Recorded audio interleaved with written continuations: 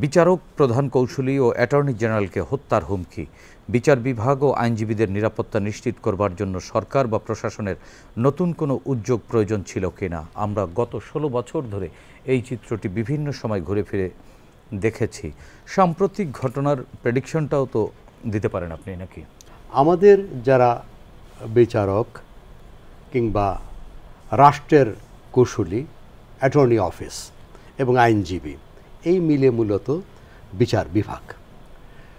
বিচার বিভাগে যারা বিচারক আছেন তারা একটি সরকারি নিরাপত্তা পেয়ে থাকেন এবং যিনি অ্যাটর্নি জেনারেল আছেন তিনিও একটি নিরাপত্তা পেয়ে থাকেন।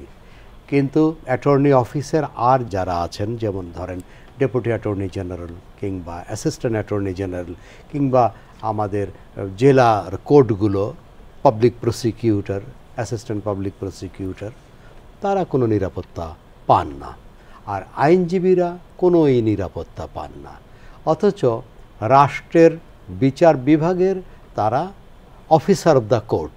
ন্যায় বিচার প্রতিষ্ঠা হবার জন্য সবচেয়ে বেশি ভূমিকা এই কয়েকজন মানুষের, কিন্তু তাদের কোনো নিরাপত্তা নেই। তাদের শারীরিক নিরাপত্তা নাই, অর্থনৈতিক নিরাপত্তাও নাই, যে দুটোই দেখবার দায়িত্ব রাষ্ট্রের। আমরা যদি সম্প্রতি দেখি, এই কদিন আগে চট্টগ্রামে তিনি একজন এপিপি, অ্যাসিস্ট্যান্ট পাবলিক প্রসিকিউটর, তাকে নির্মমভাবে হত্যা করা হলো। অথচ তাকে নিরাপত্তা দেওয়া, সর্বতোভাবে সর্বোচ্চ নিরাপত্তা দেওয়ার দায়িত্ব ছিল রাষ্ট্রের। রাষ্ট্র এবং আইন শৃঙ্খলা বাহিনী সেই কাজটি করতে ব্যর্থ হয়েছে এবং ভবিষ্যতে আরও এই ধরনের অনেক মামলা আসবে, যেমন আমাদের আন্তর্জাতিক অপরাধ ট্রাইব্যুনালে এবং বিভিন্ন জায়গায়, যে এই ফ্যাসিবাদের 16 বছরের যত অপকর্ম, যত অন্যায়, অবিচার, দুর্নীতি, লুণ্ঠন, হত্যা, গুম, এই বিচারগুলো শুরু হতে যাচ্ছে। সামনেই পর্যায়ক্রমে একটির পর একটি শুরু হবে এবং সেখানে সরকার পক্ষে যে সমস্ত আইনজীবীরা থাকবেন, অফিসার অব দ্য কোর্ট যারা থাকবেন, তারা তো এই পাবলিক প্রসিকিউটর, কখনো আন্তর্জাতিক অপরাধ ট্রাইব্যুনালের অ্যাটর্নি অফিসের লয়াররা, তাদেরও তো এই নিরাপত্তা হুমকি একই রকমভাবে থাকবে এবং আরও প্রবলভাবে হবে। এই ফ্যাসিবাদী স্বৈরাচার তো শুধু দেশীয় ইন্ধনে, দেশীয় সাপোর্টেই তারা এই অপকর্ম কার্যকর করে নাই, চালায় নাই। তাদের পেছনে একটি আন্তর্জাতিক শক্তি আছে এবং কিছু কিছু দেশের প্রত্যক্ষ মদদ আছে এবং তাদের হাতে কালো টাকাও আছে। সুতরাং তারা যে এই আইনজীবীদেরকে হত্যা করবে না কিংবা এই যারা বিচারক আছেন তাদের উপরে আক্রমণ করবে না, এটি যদি আমরা ভেবে থাকি তাহলে অন্যায় করব। কারণ এই যে আলিফ, যাকে হত্যা করা হলো, এটি দিয়েই আমাদের কাছে স্পষ্ট হয়েছে যে না, কোনো আইনজীবী নিরাপদ নন, কোনো অ্যাটর্নি অফিসের লয়ার কিংবা পাবলিক প্রসিকিউটর কিংবা বিচারক তারা নিরাপদ নন।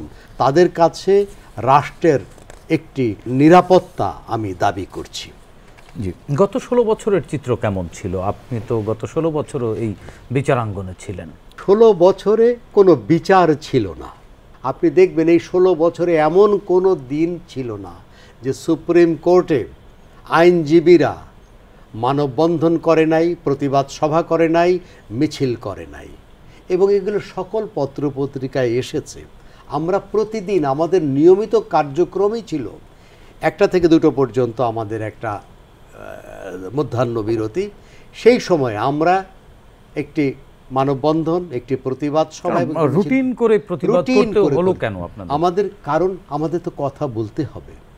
এই যে বিচার, এই তথাকথিত বিচার, এই বিচার তো শেখ হাসিনার নির্দেশিত বিচার।